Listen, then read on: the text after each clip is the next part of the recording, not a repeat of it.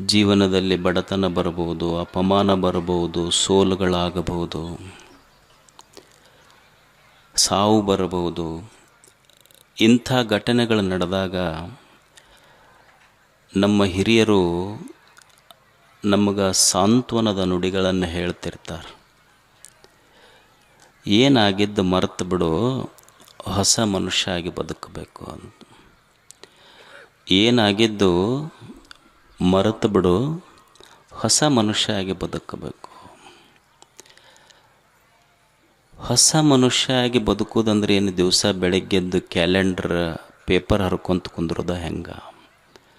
ಹೊಸ ಮನುಷ್ಯನಾಗುವ ಬಗೆ ಹೇಗೆ? ಹೆಂಗ ಹೊಸ ಮನುಷ್ಯ ಆಗ್ತಾನ? ಏನು ಸೂರ್ಯನನ್ನು ಹೊಸಬನನ್ನಾಗಿ ಮಾಡಲಿಕ್ಕೆ ಸಾಧ್ಯ ಇದೆಯಾ? ಭೂಮಿಯನ್ನು ಹೊಸ ಭೂಮಿಯನ್ನು ಮಾಡಲಿಕ್ಕೆ ಸಾಧ್ಯ ಇದೆಯಾ? ಹರಿಯುವ ನದಿಗಳನ್ನು ಹೊಸ ನದಿಗಳನ್ನಾಗಿ ಮಾಡಲಿಕ್ಕೆ ಸಾಧ್ಯ ಇದೆಯಾ? ಅಥವಾ ನನ್ನ ಹೊಸತನಕ್ಕಾಗಿ ಅವು ಹೊಸವಾಗಲಿಕ್ಕೆ ಸಾಧ್ಯ ಇದೆಯಾ?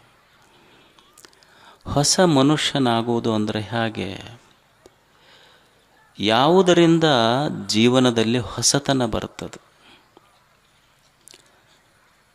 ಬುದ್ಧ ಮೋಹದ ಹೆಂಡತಿ ಯಶೋಧರೆ ಮುಗ್ಧ ಮಗುವನ್ನು ಬಿಟ್ಟು ಕಾಡಿಗೆ ಹೋಗಿ ಕೆಲವು ವರ್ಷಗಳಾದ ಮೇಲೆ ಮರಳಿ ಅದೇ ರಾಜಧಾನಿಗೆ ಬರ್ತಾನೆ. ತನ್ನ ಮನೆಯ ಮುಂದೆ ಭಿಕ್ಷಕ್ಕೆ ಬಂದು ಭಿಕ್ಷಾಂದೇಹಿ ಅಂತ ಹೇಳ್ತಾನೆ. ಹೆಂಡತಿ ಗಂಡನನ್ನು ಗೊತ್ತಿಡಿತಾಳೆ. ಗೊತ್ತಿಡಿದು ಗಂಡನಿಗೆ ಕೇಳ್ತಾಳೆ, ಎಲ್ಲಿಗೆ ಹೋಗಿದ್ರಿ ನೀವು? ಇಲ್ಲ, ಕಾಡಿಗೆ ಹೋದೆ ನಾನು. ಯಾಕೆ ಹೋದ್ರಿ ಅಂತ ಕೇಳಿದ್ಲ. ಎಲ್ಲ ಸಾಮ್ರಾಜ್ಯವನ್ನು, ಸತಿಯನ್ನು, ಮುಗ್ಧ ಮಗುವನ್ನು ಬಿಟ್ಟು ಕಾಡಿಗೆ ಯಾಕೆ ಹೋದ್ರಿ? ಇಲ್ಲ, ಸತ್ಯವನ್ನು ಹುಡುಕ್ಲಿಕ್ಕಾಗಿ ಹೋದೆ. ಆವಾಗ ಯಶೋಧರೆ ಅಂತಾಳೆ, ಸತ್ಯ ಅನ್ನೋದು ಬರೀ ಕಾಡಿನಲ್ಲೇ ಇತ್ತೇನು, ಮನೆಯಲ್ಲಿಲ್ಲೇನು? ಸತ್ಯ ಅನ್ನೋದು ಬರೀ ಕಾಡಿನಲ್ಲೇ ಇತ್ತೇನು, ಮನೆಯಲ್ಲಿಲ್ಲೇನು? ಸತ್ಯ ಅನ್ನೋದು ಸರ್ವ ದೇಶ ಸರ್ವ ಕಾಲಗಳಲ್ಲಿರುವಂಥದ್ದು. ಸತ್ಯ ಅನ್ನೋದು ಎಲ್ಲ ಸ್ಥಳಗಳಲ್ಲಿರುವಂಥದ್ದು. ಬರೀ ಕಾಡಿನೊಳಗೈತಿ ಮನೆಯೊಳಗಿಲ್ಲ ಅಂದ್ರೆ ಅದು ಸತ್ಯವೇ ಅಲ್ಲ. ಮತ್ತು ನೀವೇನು ಕಾಡಿನೊಳಗೆ ಸತ್ಯ ಹುಡುಕಬೇಕಂತ ಹೋಗಿದ್ರಲ್ಲ, ಅದು ಮನೆಯಲ್ಲಿರಲಿಲ್ಲೇನು? ಪ್ರಶ್ನೆ ಆಗಿದೆ ನೋಡಿ. ಅಲ್ಲ, ಹೋಗೋರು ಹೋದ್ರಿ, ಹೇಳರೆ ಹೋಗಬೇಕಿಲ್ಲ. ಕೊನೆಗೆ ನಿಮಗೇನು ಬ್ಯಾಡ್ ಅಂತಿದ್ದಿಲ್ಲ, ನಮಸ್ಕಾರ ಮಾಡ್ತಿದ್ದೆ ನಾನು. ಕೊನೆಗೆ ಹೇಳಿ ಹೋಗಬೇಕಾಗಿತ್ತಲ್ಲ. ಆತು, ಹೋದವ್ರು ಹೋಗಿಬಿಟ್ಟಿದ್ರಿ, ಮತ್ತ್ಯಾಕೆ ಬರಕ್ಕೆ ಹೋಗಿದ್ರಿ ಅಂದ್ಲಕ್ಕೆ. ಹೋದವ್ರ ಹೋಗಿಬಿಟ್ಟಿದ್ರಿ, ಮತ್ತ್ಯಾಕೆ ಬರಕ್ಕೆ ಹೋದ್ರಿ? ಬುದ್ಧ ಅಂತಾನೆ, ಯಾರು ಹೋಗಿದ್ರಲ್ಲ ಮನೆ ಬಿಟ್ಟು, ಹೋದವ್ ಬಂದಿಲ್ಲ, ಬಂದವ್ ಹೋದವಲ್ಲ ಅಂತ. ಯಾರು ಮನೆ ಬಿಟ್ಟು ಹೋಗಿದ್ರಲ್ಲ, ಹೋದವ್ ಬಂದಿಲ್ಲ, ಬಂದವ ಹೋದವಲ್ಲ. ಹೋಗಿದ್ದು ಪತಿ ಸಿದ್ಧಾರ್ಥ, ಬಂದವ ಭಿಕ್ಷು ಬುದ್ಧನಾಗಿ ಬಂದಾನ ಅಷ್ಟೇ, ಭಿಕ್ಷು ಆಗಿ ಬಂದಾನ. ಏನು ಬದಲಾವಣೆ ಆಯ್ತಿಲ್ಲಿ? ಏನು ದೇಹ ಬದಲಾಗಿತ್ತೇನು? ಸಿದ್ಧಾರ್ಥ ಬುದ್ಧನಾದನಲ್ಲ, ಅವನ ದೇಹ ಬದಲಾಗಿರಲಿಲ್ಲ. ಸಿದ್ಧಾರ್ಥನನ್ನು ಬುದ್ಧನನ್ನಾಗಿ ಮಾಡಿದ್ದು ಅವನ ವಿಚಾರ ಬದಲಾವಣೆಯಾಗಿದ್ದಕ್ಕೆ ಬುದ್ಧನಾಗಿದ್ದಷ್ಟೆ. ಜೀವನದಲ್ಲಿ ಹೊಸತನ ಯಾವಾಗ ಬರ್ತೈತಿ ಅಂದರೆ, ಯಾವಾಗ ನಿನ್ನ ವಿಚಾರದಲ್ಲಿ ಹೊಸತನ ಬರ್ತೈತಿ ಆವಾಗ ಜೀವನದಲ್ಲಿ ಹೊಸತನ ಬರ್ತೈತಿ. ಯಾವಾಗ ಜೀವನ ಬರೀ ಹಳೆಯದನ್ನು ನೆನಪು ಮಾಡ್ಕೊತ ಕುಂದಿರ್ತೈತಿ, ಜೀವನ ಹಳೇದಾಗ್ತೈತಿ ಅಷ್ಟೆ. ಜೀವನ ಹಳೆಯದು ಇಲ್ಲ, ಹೊಸದು ಇಲ್ಲ. ನಮ್ಮ ವಿಚಾರಗಳ ಮೇಲೆ ಜೀವನ ಹಳೆಯದು ಹೊಸದಷ್ಟೆ. ನಿನ್ನ ವಿಚಾರ ಚಲೋ ಇತ್ತು, ಜೀವನ ಚಲೋ ಆಗ್ತೈತಿ.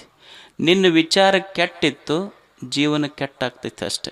ಜೀವನ ಕೆಟ್ಟದ್ದು ಅಲ್ಲ, ಒಳ್ಳೆಯದು ಅಲ್ಲ. ನಿನ್ನ ವಿಚಾರಗಳ ಮೇಲೆ ನಿನ್ನ ಜೀವನ ಅವಲಂಬಿತ ಆಗೈತಿ. ನಿನ್ನ ಜೀವನದಲ್ಲಿ ಒಳ್ಳೆಯ ವಿಚಾರಗಳು ಬಂದು ನಿನ್ನ ಜೀವನ ಒಳ್ಳೆಯದಾಗ್ತೈತಿ. ನಿನ್ನ ಜೀವನದಲ್ಲಿ ಕೆಟ್ಟ ವಿಚಾರಗಳು ಬಂದು ಕೆಟ್ಟದ್ದಾಗ್ತೈತೆ ಅಷ್ಟೆ. ಈಗ ಮನ್ಯಾಗ ಗಡಿಗೆ ಇರ್ತಾವೆ, ಮಣ್ಣಿನ ಗಡಿಗೆ. ನೀವು ಅದ್ರಾಗ ಹಾಲು ಹಾಕಿಟ್ರೆ ಹಾಲಿನ ಗಡಿಗೆ, ನೀವು ಗಡಿಗ್ಯಾಗ ಮೊಸರು ಹಾಕಿಟ್ರೆ ಮೊಸರಿನ ಗಡಿಗೆ, ಮುಸ್ರಿ ಹಾಕಿದ್ರೆ ಮುಸ್ರಿ ಗಡಿಗೆ ಅಷ್ಟೇ. ಗಡಿಗೆ ತಪ್ಪಿಲ್ಲ, ಹಾಕೋರು ತಪ್ಪೈತೆ ಅಷ್ಟೇ ಅದ್ರಾಗ. ಹಂಗೆ ಇದು ದೇಹ ಅನ್ನೋದೊಂದು ಗಡಿಗಿದು ಅಷ್ಟೇ. ನೀವು ಒಳ್ಳೆಯ ವಿಚಾರಗಳನ್ನು ಹಾಕಿದ್ರೆ ಒಳ್ಳೆಯ ಜೀವನ, ಕೆಟ್ಟ ವಿಚಾರಗಳನ್ನು ಹಾಕಿದ್ರೆ ಕೆಟ್ಟ ಜೀವನ ಅಷ್ಟೇ. Life is a reflection of our thoughts. ಜೀವನ ಅಂದ್ರೆ ಏನಲ್ಲ, ನಮ್ಮ ವಿಚಾರಗಳೇನದವಲ್ಲ ಅದರ ರಿಫ್ಲೆಕ್ಷನ್, ಅದರ ಪ್ರತಿಬಿಂಬ ಇದು ಜೀವನ. ಬೆಳಿಗ್ಗೆ ಎದ್ದಾಗ ಮನುಷ್ಯ ಹುಟ್ಟುತ್ತಾನಲ್ಲ, ಹುಟ್ಟುವಾಗ ಪ್ರತಿಯೊಬ್ಬ ವ್ಯಕ್ತಿಯ ಜನನವೂ ಸಹಿತ ನಿರಾಕಾರ ಐತಿ. ಸಾವು ಬೇರೆ ಬೇರೆ ಐತಿ. ಜನನ ನಿರಾಕಾರ ಐತಿ, ಸಾವು ಬೇರೆ ಬೇರೆ ಐತಿ. ಯಾಕಂದ್ರೆ ಹುಟ್ಟುವಾಗ ಯಾರೂ ಹಣೆಯ ಮೇಲೆ ಲೇಬಲ್ ಬರ್ಕೊಂಡು ಇವರು ಬುದ್ಧ, ವಿವೇಕಾನಂದ, ಬಸವಣ್ಣ, ರಾಮಕೃಷ್ಣ ಪರಮಹಂಸರು ಅಂತ ಯಾರೂ ಹಣೆ ಮೇಲೆ ಬರ್ಕೊಂಡು ಬಂದಿಲ್ಲ. ಇಲ್ಲಿ ಬಂದ ಆಗ್ಯಾರಲ್ಲ, ಎದರಿಂದ ಆಗ್ಯಾರಂದ್ರೆ ವಿಚಾರಗಳಿಂದ ಆಗ್ಯಾರಷ್ಟೆ. ದೊಡ್ಡ ವಿಚಾರ ಬಂದಿದ್ದಕ್ಕೆ ದೊಡ್ಡವರಾಗ್ಯಾರ, ನಮಗೆ ಸಣ್ಣ ವಿಚಾರ ಇದ್ದಿದ್ದಕ್ಕೆ ಸಣ್ಣವರಾಗಿವಷ್ಟೇ. ದೊಡ್ಡವರು ಸಣ್ಣವರು ಇಲ್ಲ, ವಿಚಾರ ದೊಡ್ಡದಿತ್ತು ದೊಡ್ಡವರು, ವಿಚಾರ ಸಣ್ಣದಿತ್ತು ಸಣ್ಣವರಷ್ಟೆ. Education is not about employment, it is about enlightenment. ಶಿಕ್ಷಣ ಅಂದ್ರೆ ಏನಲ್ಲ, ಶಿಕ್ಷಣ ಅಂದ್ರೆ ಉದ್ಯೋಗ ಕೊಡೋದಲ್ಲ. ಶಿಕ್ಷಣ ಅಂದ್ರೆ ಮನುಷ್ಯನೊಳಗೆ ಚಲೋ ವಿಚಾರ ತುಂಬೋದು. ನಾವೇನು ತಿಳ್ಕೊಂಡಿವಿ, ಶಿಕ್ಷಣ ಅಂದ್ರೆ ಕಿಶ ತುಂಬೋದಂತ ತಿಳ್ಕೊಂಡಿವಿ. ಶಿಕ್ಷಣ ಅಂದ್ರೆ ಕಿಶ ತುಂಬೋದಲ್ಲ, ಶಿಕ್ಷಣ ಅಂದ್ರೆ ತಲೆ ತುಂಬೋದಲ್ಲ. ಶಿಕ್ಷಣ ಅಂದ್ರೆ ಎದ್ಯಾಗ ಚಲೋ ವಿಚಾರ ತುಂಬೋದು ಮೊದಲು, ಅದು ನಿಜವಾದ ಶಿಕ್ಷಣ. ಅದು ನಮ್ಮದು ಹೆಂಗಾಗೈತಿ ಅಂದ್ರೆ, ಈಗ ಜಾಗೃತ ಅದೇ, ಇಲ್ಲಿ ಜಾಗೃತಾವಸ್ಥೆಯಲ್ಲಿ ನೂರಾರು ವಿಚಾರಗಳು ನಮಗೆ ಬೇಕೋ ಬೇಡೋ ಬರ್ತಾವಿಲ್ಲ. ಮತ್ತೆ ಮಕ್ಕೊಂಡಿರ್ತೀವಿ, ಕನಸಿನ್ಯಾಗ ಮತ್ತೆ 100 ವಿಚಾರಗಳು. ನಿದ್ದೆ ಹತ್ತದೊಳಗೆ ವಾಸನೆಯ ರೂಪದಲ್ಲಿ ವಿಚಾರಗಳು, ಅಜ್ಞಾನ ರೂಪದಲ್ಲಿ ಉಳಿದಿರ್ತೈತೆ ಒಳಗೆ ವಿಚಾರ. ಮತ್ತು ಬೆಳಗ್ಗೆ ಎದ್ದು ಕೂಡಲೇ ವಿಚಾರಗಳು ಶುರು ಮಾಡ್ತೇವೆ. ಈಗೊಂದು ನೀವು ರೈತರು ಏನೋ ಒಂದು ಲೋಡ್ ತುಂಬ್ಕೊಂಡು ಹೋಗ್ತೀರಿ, ಅಡತಿ ಅಂಗಡಿಗೋ ಕಿರಾಣಿ ಅಂಗಡಿಗೋ, ಅದನ್ನು ಇಳಿಸಿ ಬೇರೆ ತುಂಬ್ತಿರಿಲ್ಲ. ಮೊದಲು ಇದ್ದಿದ್ದು ಲೋಡ್ ತುಂಬಿ ಇಳಿಸಿ ಲಾರ್ಯಾಗ ಒಯ್ದಿದ್ರಂದ್ರೆ ಅದನ್ನು ಇಳಿಸಿ ಮತ್ತೆ ಬೇರೆ ಮಾಲ್ ತುಂಬ್ತೀರಿ, ಹಾಕೊಂಬರ್ತೀರಿ. ಆದರೆ ಮನುಷ್ಯನ ತಲೆ ಲೋಡ್ ಹಂಗಲ್ಲ. ಜಾಗ್ರದೊಳಗೊಂದಿಷ್ಟು ವಿಚಾರಗಳು ಬಂದಾವ, ಸ್ವಪ್ನದೊಳಗೆ ಬಂದಾವ, ಸುಸುಪ್ತಿಯೊಳಗೆ ಅದಾವ. ಮತ್ತು ಬೆಳಗ್ಗೆ ಎದ್ದು ಕೂಡಲೇ ನಿನ್ನೆವೇನು ಅನ್ಲೋಡ್ ಮಾಡೇ ಇಲ್ಲ, ಮತ್ತು ಹೊಸವು ತುಂಬಿದ್ದಂಗೆ. ಯಾಕೆ ವಿಚಾರಗಳಿಗೆ ಅಷ್ಟು ಪ್ರಾಮುಖ್ಯತೆ ಅಂದ್ರೆ, ಈಗ ನೀವೊಂದು ಬಾವಿ ಇರ್ತೈತಿ, ಬಾವಿಯೊಳಗೊಂದು ಸಣ್ಣ ಹಳ್ಳ ಒಗೆರಿ, ಆ ಹಳ್ಳದ ತರಂಗ ಬಾವಿ ತುಂಬ ತೊಗೊತೈತದು. ಬಾವಿ 30 ಫೀಟ್ ಬೈ 30 ಫೀಟ್ ಐತಿ, ಒಗೆದಿದ್ದು ಸಣ್ಣ ಅರ್ಧ ಇಂಚಿನ ಹಳ್ಳದ ತರಂಗ ಹೆಂಗೆ ಇಡೀ ಬಾವಿ ತುಂಬತೈತೋ, ಬಾವಿಯ ದಂಡಿಗೆ ಮುಟ್ತೈತೋ, ಹಾಗೆ ಮನುಷ್ಯನ ತಲೆಯಲ್ಲಿ ಬಿದ್ದ ವಿಚಾರದ ತರಂಗ ಅವನ ಬದುಕಿನ ತುಂಬ ಮುಟ್ತೈತಿ. ಅದಕ್ಕೆ ಒಳ್ಳೆಯ ವಿಚಾರಗಳು ಬಿದ್ದರೆ ಒಳ್ಳೆಯ ತರಂಗಗಳು ಮುಟ್ತಾವ, ಕೆಟ್ಟ ವಿಚಾರ ಬಿತ್ತಂದ್ರೆ ಕೆಟ್ಟ ತರಂಗಗಳು ಮುಟ್ತಾವ ಅಷ್ಟೆ. ವಿಚಾರಗಳ ಮೇಲೆ ಅವಲಂಬಿತ ಆಗಿರ್ತದೆ. ವಿಚಾರಗಳು ಬರಬೇಕು ಚಲೋ ಮನುಷ್ಯ. ಒಬ್ಬ ಕಣ್ಣಿಲ್ಲದ ವ್ಯಕ್ತಿ ಇದ್ದ. ಕಣ್ಣಿಲ್ಲದ ವ್ಯಕ್ತಿ ದೇವಸ್ಥಾನಕ್ಕೆ ಹೊಂಟಿದ್ದ. ಯಾರೋ ಒಬ್ಬರು ಅವನು ನಿಂದ್ರಿಸಲಿಗೆ ಹೊಂಟಿ ಅಂತ ಕೇಳಿದ್ರು. ದೇವಸ್ಥಾನಕ್ಕೆ ಹೊಂಟಿನಂದ. ನಕ್ರವ್ರು, ಅಲ್ಲ ನಿನಗ ಕಣ್ಣು ಕಾಣೋದಿಲ್ಲ, ದೇವಸ್ಥಾನಕ್ಕೆ ಹೊಂಟಿಯಲ್ಲ, ದೇವ್ರನ್ನೇನರ ನೋಡ್ತೀಯನ್ ನೀನಂತ. ಇಲ್ಲ ಅಂದವ. ಮತ್ತು ದೇವಸ್ಥಾನಕ್ಕೆ ಎದಕ್ಕೆ ಹೋಗ್ತೀನಿ ನೀನು? ಅಲ್ಲ, ನಾನು ದೇವರನ್ನು ನೋಡೋದಿಲ್ಲ, ದೇವರು ನನಗೆ ನೋಡ್ತಾನನ್ನುವ ಭರವಸೆಯಿಂದ ದೇವಸ್ಥಾನಕ್ಕೆ ಹೋಗ್ತೇನೆ ನಾನು. ಇದು ವಿಚಾರ ಹೇಳ. ಮನುಷ್ಯನ ವಿಚಾರ ಅವನ ಬದುಕಿನ ಮೂಲ ಬುನಾದಿ. ನಮ್ಮ ವಿಚಾರ ಹೆಂಗಾಗ್ಯಾವಂದ್ರೆ, ನಮ್ಮ ವಿಚಾರಗಳು ಕೆಟ್ಟಾವ. ಬೆಳಗ್ಗಿಂದ ಸಾಯಂಕಾಲದವರೆಗೆ ನಮ್ಮ ವಿಚಾರ ಹೆಂಗಂದ್ರೆ, ನಾವು ಹೇಳೋದು ಎಲ್ಲರ ಮುಂದೆ ಹೇಳುವ ಹಾಡು ಹೆಂಗಂದ್ರೆ, ಏನು ರೀ ಜೀವನ ಸಾಕಾಗಿಬಿಟ್ಟೈತೆ ನಮಗೆ. ಜೀವನ ಸಾಕಾಗೈತಿ. ಏನು ಎಷ್ಟು ದುಡಿತೀವಿ, ಕಣ್ಣಿಗೆ ಕಾಣ್ತೈತಿ ಕೈಗೆ ಹತ್ತೋದಿಲ್ಲ. ಕಣ್ಣಿಗೆ ಕಾಣ್ತೈತಿ ಕೈಗೆ ಹತ್ತೋದಿಲ್ಲ, ಬರ್ರ ಬುಷ್ ಅಂತಾರೆ ಅನ್ನೋದಿಲ್ಲ. ನಾವೆಷ್ಟು ಚಲೋದು ಮಾಡ್ತೀವಿ ರೀ, ಮಂದಿ ನಮಗೆ ಭಾಳ ಕೆಟ್ಟದ್ದು ಮಾಡುತ್ತಾರೆ. ನಾವೆಲ್ಲ ಎಷ್ಟು ಮಂದಿಗೆ ಒಳ್ಳೇದು ಮಾಡ್ತೀವಿ, ನಮಗೆ ಮಂದಿ ಕೆಟ್ಟದ್ದು ಮಾಡುತ್ತಾರೆ. ನಾವೆಷ್ಟು ದೇವರು ದಿಂಡ್ರು ಅಂತ ಎಲ್ಲ ನಡ್ಕೊತೀವಿ, ನಮಗೇನು ಒಳ್ಳೇದಾಗೈತೆ ರೀ ಜೀವನದಾಗ? ಯಾರು ಇಲ್ಲ ನೋಡ್ರಿ ನಮ್ಮ ಪಾಲಿಗೆ, ದೇವರಿಲ್ಲ ದಿಂಡ್ರಿಲ್ಲ.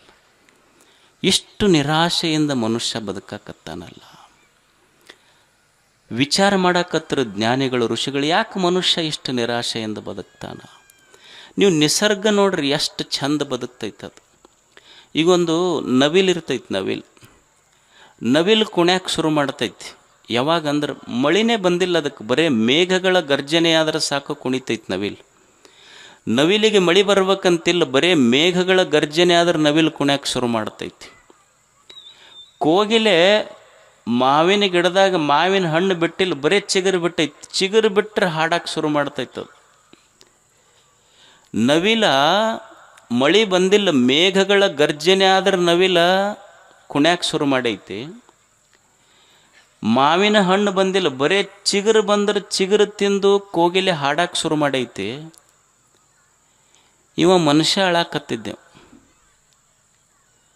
ಅವ ಕೇಳ್ದ ದೇವ್ರು, ಅಲ್ಲೋ ಅದಕ್ಕೆ ಮಳಿ ಸೈತಿಲ್ಲ, ಬರೀ ಗರ್ಜನೆ ಮಾಡಿದ್ರೆ ಕುಣ್ಯಾಕತ್ತೈತಿ ನವಿಲ. ಅದಕ್ಕೆ ಮಾವಿನ ಹಣ್ಣು ಕೊಟ್ಟಿಲ್ಲ, ಬರೀ ಚಿಗುರು ಕೊಟ್ಟಿನಿ ಹಾಡಾಕತ್ತೈತಿ ಕೋಗಿಲೆ. ನಿನ್ನ ಮನ್ಯಾಗ ಹಣ್ಣು ತಂದು ಒಟ್ಟಿನಿ, ಆದರೂ ಅಳಾಕತ್ತಿ ಅಲ್ಲಿ ಯಾಕ? ಇನ್ನೂ ರೇಟ ಬಂದಿಲ್ಲ ಹಣ್ಣಿಂದಂತೆ. ಇವ ರೇಟ್ ನೋಡ್ಕೊಂತ ಕುಂತಾನ. ಅವ ದೇವ್ರು ಕೇಳ್ದಲ್ಲೋ, ನಿಮಗೇನು ಮಳಿ ಕೊಟ್ಟಿಲ್ಲ, ಬರೀ ಗರ್ಜನೆಗೆ ನೀ ಕುಣಿತಿ, ಬರೀ ಚಿಗುರು ಕೊಟ್ಟರೆ ಚಿಗುರು ತಿಂದು ಹಾಡಾಕತ್ತಿ, ಇವನಿಗೆ ಹಣ್ಣು ಕೊಟ್ಟಿನಿ ಅಳಾಕತ್ತಾನಲ್ಲಿ ಯಾಕ? ಅವೆರಡೂ ಕೂಡಿ ಹೇಳ್ದು ಅಂತ ದೇವ್ರಿಗೆ. ಈಗ ಇವ ಒಬ್ಬನೇ ಹಿಂಗಿಲ್ಲ, ಪೂರ ಇವ್ರ ಜಾತಿನೇ ಹಿಂಗೈತಂದು. ಮತ್ತು ನೀ ತಪ್ಪು ತಿಳ್ಕೊಂಡು ಇವ ಒಬ್ಬನೇ ಹಿಂಗದಾನಂತ ತಿಳ್ಕೊಂಡು. ಇವ ಒಬ್ಬನೇ ಅಲ್ಲ, ಇವ್ರ ಪೈಕಿ ಏನದಾರಲ್ಲ ಅಷ್ಟು ಇವ್ರ ಜಾತಿನೇ ಹಿಂಗೈತೆ ಪೂರ. ಇದು ನೀ ಏನು ಕೊಟ್ಟರು ಇವ್ರು ಎಂದೂ ನಕ್ಕೊಂತಿಲ್ಲ ಇವರು. ಅಲ್ಲ, ಮುಂದೆ ಏನು ಮಾಡ್ಬೇಕಂದ ದೇವ್ರು.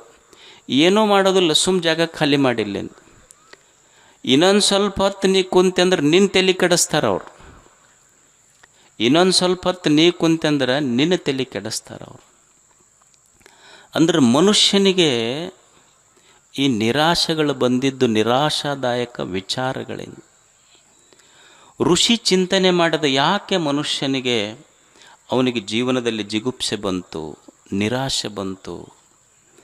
ಅವನ ದೇವ, ದೈವ, ಗುರು, ಶಾಸ್ತ್ರ, ವಚನ ಇವುಗಳಲ್ಲಿ ಯಾಕೆ ನಂಬಿಕೆ ಕಳ್ಕೊಳಕ್ಕಂತ ಅಂತ ಒಂದು ತಾರ್ಕಿಕ ಚಿಂತನೆ ನಡೀತು. ಅವರಂದರು, ಹಾಗಾದರೆ ಮನುಷ್ಯನ ಕಾರ್ಯಸಿದ್ಧಿ ಆಗಬೇಕಲ್ಲ. ಒಬ್ಬ ವಿದ್ಯಾರ್ಥಿ ಇರಲಿ, ಒಬ್ಬ ರೈತ ಇರಲಿ, ಒಬ್ಬ ವ್ಯಾಪಾರಿ ಇರಲಿ, ಒಬ್ಬ ವೈದ್ಯ ಇರಲಿ, ವಕೀಲ ಇರಲಿ, ತಾಯಿ ಇರಲಿ, ಮಕ್ಕಳಿರಲಿ, ಎಲ್ಲರೂ ನಾವು ಬಯಸೋದೇನನ್ನ? ನಾವು ಮಾಡುವ ಪ್ರತಿಯೊಂದು ಕಾರ್ಯಗಳು ಸಿದ್ಧಿ ಆಗಬೇಕು ನಮ್ಮ. ಹೌದಲ್ಲ? ನಾವೇನು ಅಪೇಕ್ಷೆ ಪಡ್ತೀವಿ ಅಂದರೆ ನಮ್ಮ ಕಾರ್ಯಸಿದ್ಧಿ ಆಗಬೇಕು. ನೀವು ಗುರುಗಳ ಹತ್ರ ಬಂದ್ರಿ ಅಂದ್ರೆ ಏನು ಹೇಳ್ತೀರಿ? ಒಂದು ಕಾರ್ಯಸಿದ್ಧಿ ಯಂತ್ರ ಮಾಡಿಕೊಡ್ರಿ ಅಂತ. ಬರೇ ಕಾರ್ಯಸಿದ್ಧಿ ಅಲ್ಲ, ಸರ್ವ ಕಾರ್ಯಸಿದ್ಧಿ ಯಂತ್ರ ಮಾಡಿಕೊಡ್ರಿ ಅಂತೀರ ಇಲ್ಲ? ಹೋಗ್ತೀರಿ, ಈಗ ಪಂಚಾಂಗ ಕೇಳಕ್ಕೆ ಹೋಗ್ತೀರಿ. ಹೋದೊಬ್ಬ ಪಂಚಾಂಗ ಕೇಳಕ್ಕೆ ಹೋದ. ಅವ ಹೋಗಿ ಪಂಚಾಂಗ ಕೇಳೋರಿಗೆ ಹೇಳ್ದು, ನೋಡ್ರಿ ನಮ್ಮದು ಗಾಡಿ ಚಾವಿ ಕಳೆದೈತಿ ಅಂತ. ಅವ್ರಂದ್ರು, ನಮ್ಮ ಪಂಚಾಂಗ ಕೇಳ್ದ 2 ದಿವಸ ಆಗೈತೆ ಹುಡ್ಕಕತ್ತೀವಿ, ನಿನ್ನ ಗಾಡಿ ಚಾವಿ ಎಲ್ಲಿ ಹುಡುಕೊಡ್ಲ?